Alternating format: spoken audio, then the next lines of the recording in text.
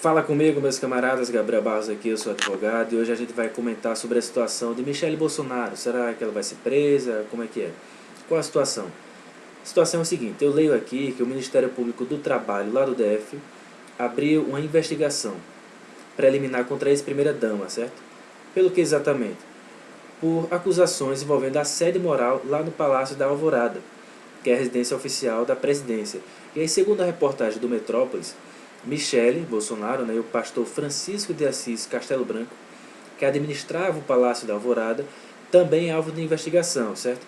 Segundo as informações aqui, é o que eles destratavam uns funcionários. Primeiro ponto, né? O que exatamente esse pastor fazia lá? Era uma espécie de síndico, né? Até pelo que eu estava lendo aqui. Qual é o ofício dele exatamente? É algo, no mínimo, estranho, né? Qual a função desse pastor lá no palácio? O que ele fazia? Para que ele estava recebendo? Devia estar recebendo alguma coisa, né? E é bom que isso seja investigado, né? Porque para além da situação de um assédio moral, a gente tem que ver as consequências políticas disso aqui, né? Porque vejamos, com a possibilidade aí de prisão de Bolsonaro, ou algo que torne ele realmente fora de um possível páreo de eleições pós-vindouras, né, eleições futuras, a gente tem que analisar esse movimento que tem sido feito aí também para que Michelle Bolsonaro, no caso, seja tratada como a sucessora de Bolsonaro, certo? Então está tendo esse movimento aí para que ela seja a sucessora dele. Nesse caso, é até impossível a separação dos dois, então tudo isso está sendo também colocado aqui. E com essa investigação, talvez até em uma eventual condenação dela, pode ser que a situação fique um pouco mais difícil, né? Para que isso seja realmente essa narrativa, toda essa situação de querer colocar ela como a sucessora de Bolsonaro, fique um pouco mais emperrada, né? Então veja, aqui na reportagem diz que, por exemplo, esse pastor, ele é acusado de ameaçar os funcionários ao dizer que se não fizesse o que queria, ele suspenderia a alimentação. Ele assediava as pessoas e ameaçava de demissão o tempo todo. E dizia que a primeira-dama tinha conhecimento de tudo e autorizava essa postura, certo? Isso é até parecido, né?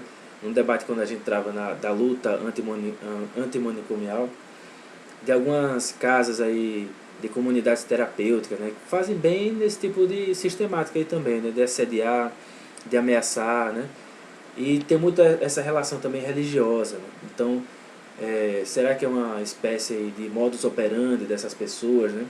O que a gente vê na política é sim, né, pastores que são eleitos, que são financiadores e que às vezes tem também essas comunidades terapêuticas, né? Então parece que supostamente aqui, né, Michelle Bolsonaro levou isso para lá também, né, fazia isso com seus funcionários. Então é importante que a gente fique atento para isso aqui, porque é uma situação que ultrapassa os limites dessa própria investigação, né? Pode desaguar, como eu disse, uma possibilidade de travar um pouco essa narrativa de sucessão de Michelle Bolsonaro como uma pessoa que vai se jogar na política. Ela de fato tem tudo para se jogar na política. É muito provável que ela seja acolhida lá pelo PL e que, enfim, ela realmente se debruce para esse lado. Até por conta da situação precária de Bolsonaro. E também, né, a gente não sabe se vai haver separação ou não. Então é importante a gente ficar atento para isso aqui, viu, camaradas? E a gente tem que sempre tentar ir um pouco mais a fundo nas situações políticas cotidianas que acontecem, né, no dia a dia do debate público brasileiro, porque às vezes parece que é só uma coisa assim, de uma notícia simples, e a gente vai deixando passar e tudo, e não é bem assim. A gente tem que analisar os fatos, a gente tem que analisar a conjuntura, o que é que pode acontecer disso, o que é que pode acontecer de uma eventual condenação dessa ou daquela pessoa, e o que é que isso pode desaguar, resultar também politicamente, beleza? É uma situação rápida aqui, até então, né, são as informações que eu vejo aqui, segundo o site do portal Metrópolis, certo? Importante também, né, que algumas coisas, né, enfim, quebra de sigilo lá, de cartão corporativo, tudo. Então a gente vai vendo como eram as nuances de fato lá dentro do Palácio da Alvorada, beleza? Então espero que vocês tenham gostado.